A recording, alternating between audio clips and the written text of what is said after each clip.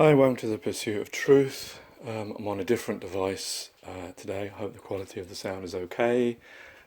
Unfortunately, Aidan has mine because we went to school and it's year two, so he's not enjoying going to school at the moment. So anything to help him to get there.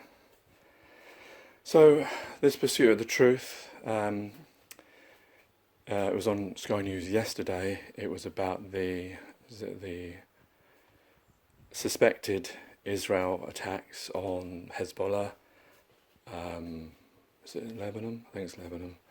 And to do with devices, pagers and walkie-talkies exploding. They say in public areas, but and this could be the catalyst to start a new phase in this operational war, whatever the term that's being used to what's happening in Gaza against Hamas. But the thing that's interesting me, because the worrying thing is, of course, that it may spread into some kind of conflict and a greater war and destabilise the rest of us because we're all, America, UK and Europe are all involved in this. But the thing that interested me was the fact that the depth that they went to, if this is the case, you know, when you hear it in the story and assuming that it is being reported accurately, is that somehow Israeli agents got to the manufacturers of these walkie-talkies and pagers to be able to plant in these, I don't know what device in it to make them explode. I assume it's part of the battery. I don't know how they would have targeted specific individuals to make sure they got them if this is the case. This is what's being reported. It does seem a bit sort of like the story you'd get in The Fringe or the TV show or some kind of, you know, James Bond or something, because realistically you'd think that this is quite, you know, be easy just to shoot someone or blow them up, rather than go to the trouble of getting people employed in a different country, in Taiwan or was it in somewhere in Europe, Denmark is it, and get them to manufacture these things, and then somehow do you then take these devices and then somehow sell them on the black market, because that way you'd be able to target that they would go to, you know, the terrorists or Hezbollah or Hamas or etc. How do you make sure that it's not just, maybe it's a certain make that they use, I don't know. This could be the problem where, but I suppose that's the danger, is that it could be in, well, like they say that these devices went off in public places and killed innocent bystanders. This kind of mentality now that seems to be going on, which we've seen in Gaza, in the idea of that, you know, what the Americans call collateral damage, but now it seems to be that has broadened to an extent where it's no longer, you know, feasible or humane. So just the mentality behind this, that you know, because with a bomb or a gun, you know, maybe you can direct it so that you only hit, you know, the individuals that you're trying to target, the terrorists or the criminals, and you may get a few people who are associated with them, but not just innocent people that, you know, maybe peace-loving people that got nothing to do with this, ordinary individuals, non-combatants. So that's the worry, that this mentality is leading to this blurring of that. And of course, if once one country starts doing it, then the others start doing it. Maybe they already have been doing it, and it's just we're seeing this now because it's being reported, because the West don't report on the bad things that they do. So, but also the thing is like, this is what you can do now, that you are able to infiltrate something, and you know, because like when people think of conspiracy theorists, to use that loaded term, or is it not Agent 21? What is it? The plan that I think it's an American, is the FBI thing, where it's something like 21, where, you know, they were trying to use drugs to, and I think I've covered some Pursuit of Truth, use drugs to sort of see how they would influence people and what they could get them to do. And you know, like on, you know, YouTube channels, or people will talk about, were, let's say with Harvey Oswald, was he a silent killer, as it were, that was just woken up, that somehow he was, hypnotized, as it were, or given drugs or whatever, or get to a level where he did something that wasn't, I mean, maybe this is trying to get the blame out of him, but, this kind of thing. And, that's where with this, because you get these ideas that, or, with the planes on 9/11 or things like that, people saying they were drones, and, back then you're thinking like, well, how is it possible that a plane could fly itself? And now we do have drones. Amazon and the NHS are talking about using drones for drop-offs. And we know that drones are being used in war zones now. And so these things may have been around 20, 30 years ago, being developed by the armies of the world, or the companies that supply them. Maybe this is some of the UFOs that people saw being tested. But the fact that things that people said, oh, this could be this, and now we're seeing sort of an idea where agents will go to the trouble of, putting a faulty battery or a bomb inside walkie-talkies and pagers to kill people. I mean, it seems so far-fetched, and I don't know if what Sky News is reporting is accurate, that they did actually infiltrate companies to be able to do this and somehow target them to the terrorists. Maybe they knew there was links between that, or that's where they got their walkie-talkies or pagers. I don't know, it just seems maybe this is all just smoke screen, and it's nothing like this, and this is a story that's just come up to justify a normal bombing. I don't know, but it's just very worrying that, you could, because we all could buy a phone. What if you bought the phone that was meant for Hezbollah, it somehow got traded international on eBay or something, and you get blown up? You become collateral damage. Also, that if any agent in the future, because this is the problem, these things are starting, in the future, people could do this. People could eliminate people and make it look like, oh, it was just a battery that blew up on a plane, and that's the mystery of what happened to that plane. Or, this person was a dissident, or was someone that was against, what was the guy that reported about the Iraq War, the doctor that died by the tree that committed a suicide, that people thought that was suspicious. You could create things like, oh, the battery just blew up, because we all know that batteries are unstable, like the e-scooters and things. So this is the worrying thing, that this is like a James Bond story type thing that's happening in reality, and the depth that the people will go to, but the dangers of that this could entail for the future, for all of us. So here it is. First pages, now walkie-talkies. More deadly blasts hit Lebanon as Israel declares the start of a new phase of the war. Hundreds of devices blew up across the country, killing 14 people and injuring more than 400 others. The explosions happened as Lebanon buried those who died in yesterday's attack, including an 11-year-old boy. We head to Budapest on the trail of the company who manufactured the compromised pages. Tonight, I'll hear from the Saudi ambassador to the UK about his fears for the region. And as human rights groups condemn civilian deaths, we'll be live in Beirut, Jerusalem and Hungary to ask if this is the prelude to something much, much bigger. That's all coming up on The World with me, Yalda Hakim.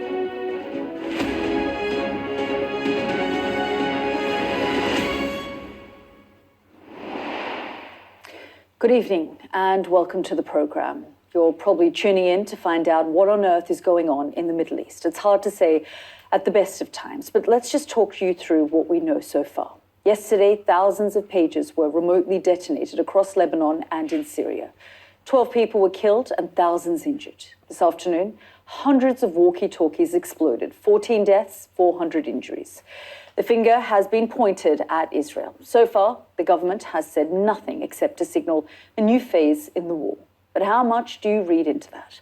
Were these bold attacks a prelude to something even worse? What does this mean for Hezbollah and regional tensions?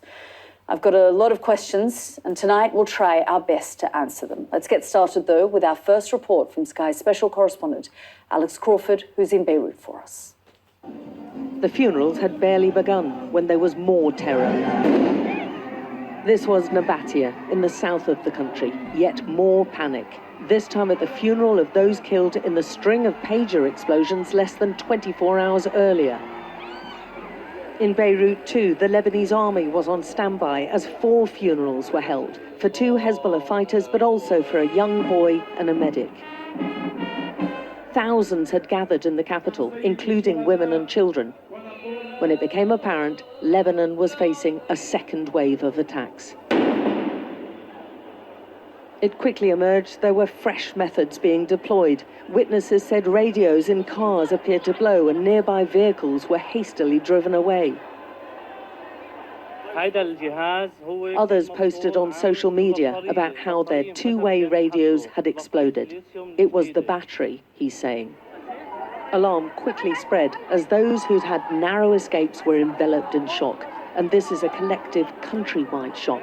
But there's also fear now about all electronic devices. And you know what, I was just thinking there, that it just came into my mind that the way they're explaining is, you know, like a story, is very difficult to do. You have to infiltrate, you know, that part's easy, you know, you can get a job somewhere. But being able to smuggle things in and getting through quality checks, depending if there is quality checks. But then the hardest part is actually getting the device to the right person. Because assuming that they actually don't want to kill innocent people, they care about that danger, that would be, how do you manage that? But then I was thinking, well, actually, these are all sort of battery devices, isn't it? The phone, the pager, the car, or electric cars maybe. It'd be interesting to know if that was an electric car that blew up. They don't show a picture of it. They showed a picture of the phone and it looks like, you know, like a battery blew up. So I'm wondering that actually the easiest way would actually, and then maybe this is why they don't want to tell us this part, is if they could use some kind of device that could emit a signal that would unstable the battery, you know, like at a certain frequency. I don't know if that's possible, you know, so they use some kind of drone that's flying above, because they do notice a drone that has, but I suppose the thing is, how would it just blow up these particular ones? Or maybe they know what particular devices the terrorists or Hezbollah are using, and so they are able to do it that way. That's the only thing I could possibly see. Quickly emerged there were fresh methods being deployed. Witnesses said radios in cars appeared to blow and nearby vehicles were hastily driven away. Others posted on social media about how their 2-way radios had exploded. It was the battery, he's saying. Alarm quickly spread as those who'd had narrow escapes were enveloped in shock. And this is a collective countrywide shock. But there's also fear now about all electronic devices and those like us who are using them. There's a lot of anxiety, there's a lot of tension. Apparently 2 walkie-talkies have exploded. That man says it exploded just next to him. There's a lot of fear amongst you, especially about cameras, phones, anything. The funerals went on as Israeli drones circled above, to the astonishment of the mourners. The numbers quickly exceeded the previous day's death toll. There were multiple explosions, not just in Beirut, but in several towns across the country. Vehicles set alight, homes burned, and shops filled with choking smoke. Wherever they are, the Lebanese people are beginning to feel there are few safe places. 90 hospitals are on emergency alert and already packed with thousands of casualties after the spate of pager explosions, many with catastrophic facial and eye injuries. The surgeons have been working non-stop to try to save limbs or eyesight, often knowing they cannot succeed. It's a massacre, it's a crime, isn't it? Or it has different description. The one who did it is a criminal. Is more than criminal, is a monster. Hezbollah is a designated terror group by the US and UK, but the Lebanese government's furious at the string of indiscriminate attacks in public places which have harmed so many. I mean, this is an act of aggression against non-combatants, community people. Even if some of them are combatants, but this is a non-discriminatory act of attack. And I think that, the use of this non-discriminatory force or attacks, which clearly will affect civilians, is something, in my mind, is something against international humanitarian law. Lebanese Health Minister. As Lebanon was coping with a second day of widespread emergencies, most were blaming their Israeli neighbour. Israel's leaders have not referred at all to the device explosions, but the Prime Minister has long made clear his desire to rid his northern border of the Hezbollah threat. I've said before, we'll return the residents of the north securely to their homes, and that's exactly what we're going to do. Israeli Prime His Minister. defence minister declared a new phase of the war. The centre of gravity is moving north, so we're diverting forces, resources and energy to the north. We haven't forgotten our hostages or Gaza, but we're performing this duty at the same time. Duty. Hezbollah has vowed revenge, but so far the powerful fighting group backed by Iran appears to be outpaced by events.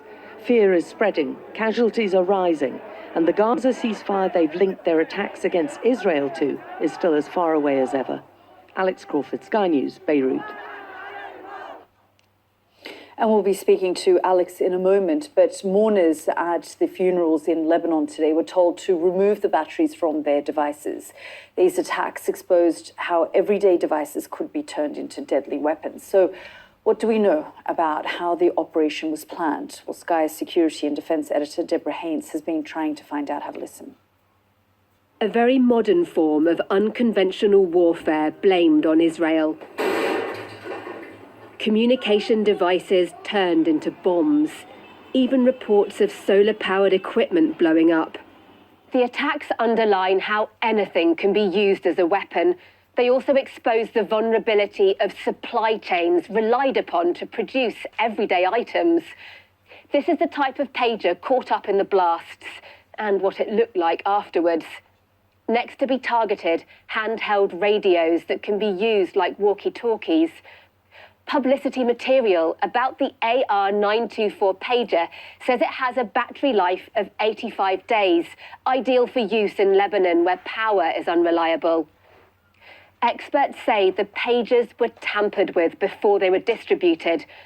This was likely done by putting a small amount of explosives inside each of them, along with a detonator. The battery would act as a power source. A signal could be then sent over the network to trigger the explosion. A similar technique could have been used for the radios.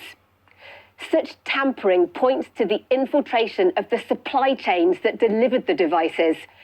The company behind the pager is called Gold Apollo, based in Taiwan, but it claims the pagers that detonated in Lebanon were made by another firm called BAC Consulting, based at this anonymous-looking building more than 5,500 miles away in Budapest.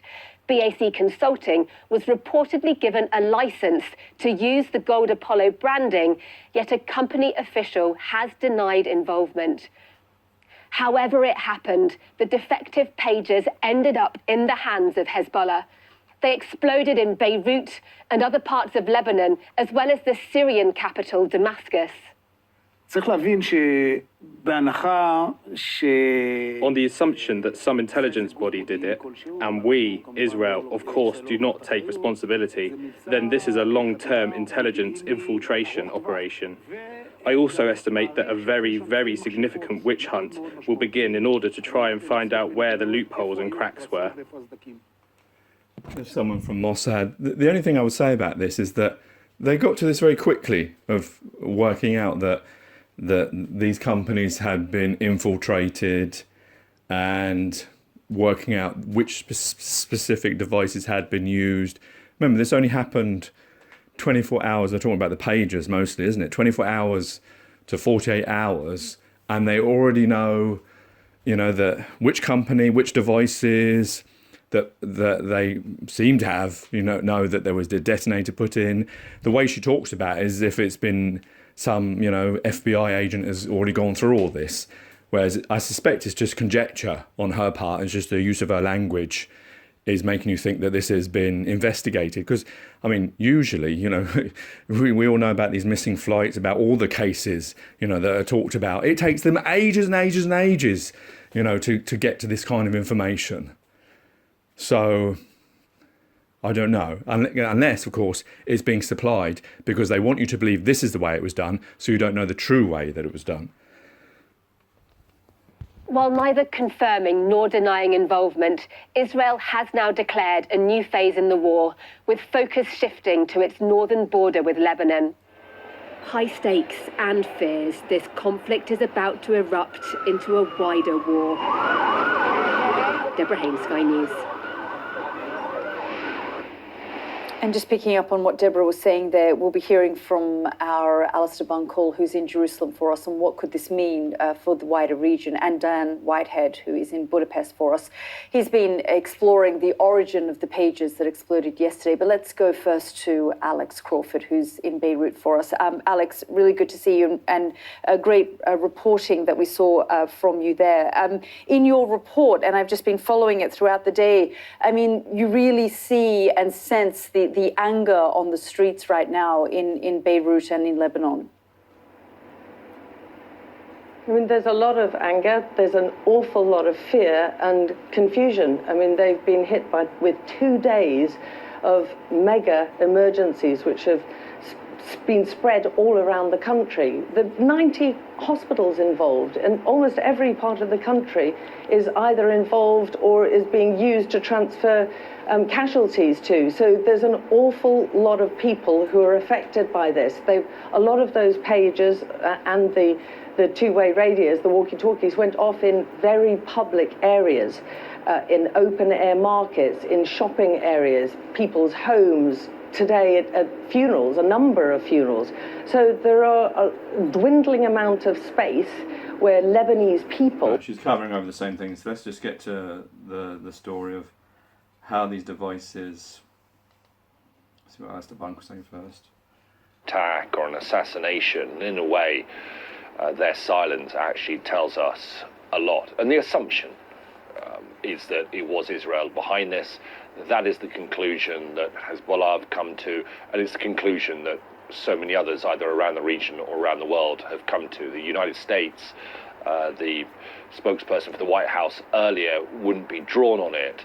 But actually, you know, if you look at what Antony Blinken, the US Secretary of State, said in his press conference in Cairo earlier, he was clearly pretty irritated by this turn of events. I slightly paraphrase, but he spoke about how every time they feel that they're making progress on a possible ceasefire deal in Gaza, something comes along to derail it and to distract from the potential for a ceasefire deal in Gaza. And the ceasefire in Gaza isn't quite the key to all of this. But Hezbollah have said that if there was a ceasefire in Gaza, they would cease fire, and the hope is that that would bring up... There are also these things. Let's go to how this was done.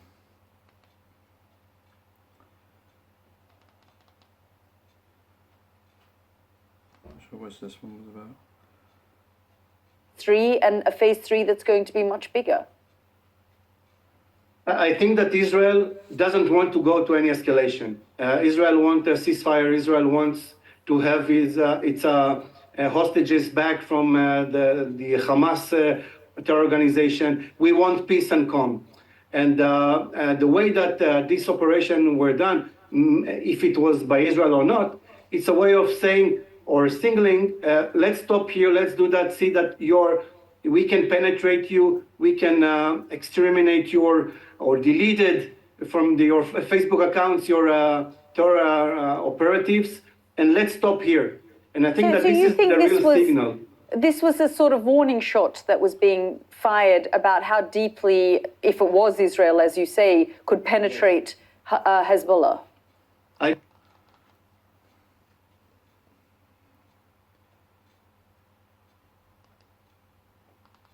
this is about how it was done.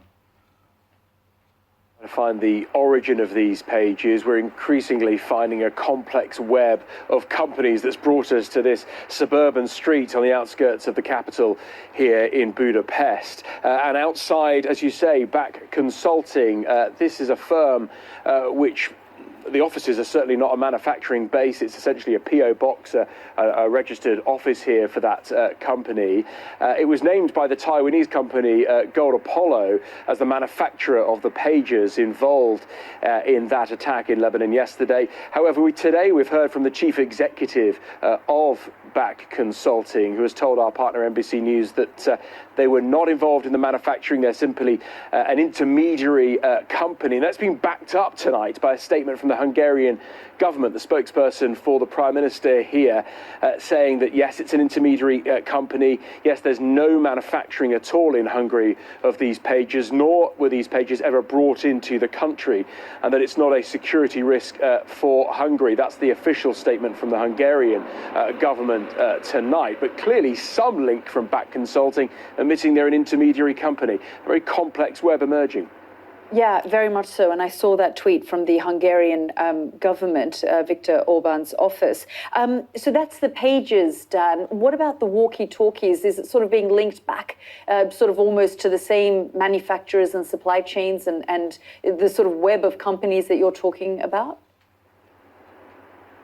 Not at this stage, of course. The link that brought us to BAC Consulting and to Gold Apollo was the names on some of the damaged, blown-up pages. That hasn't been identified in the walkie-talkies yet. Look, it's not perhaps a surprise at all that there is a complex web and a supply chain. Hezbollah wanting to create that long chain to protect its communications. But, of course, with that long chain comes the ability to be problems in that supply chain and the possibility of infiltration, which is clearly happened.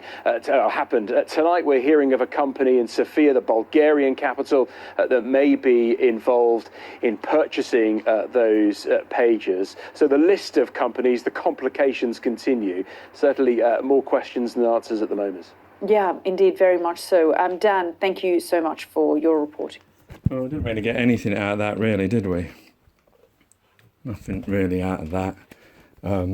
I just, the way they're suggesting it, the way they talk as if they already know it, and then the way they talk about Hezbollah being part of the supply chain, how would they, they can't say, well, I'm Hezbollah, I want to, be part of the supply chain of your manufacturing company. So I don't really know what they mean by that, but I suspect they don't really know what's occurred. They're just seeing some devices and the names and thought, oh, this is how it happened.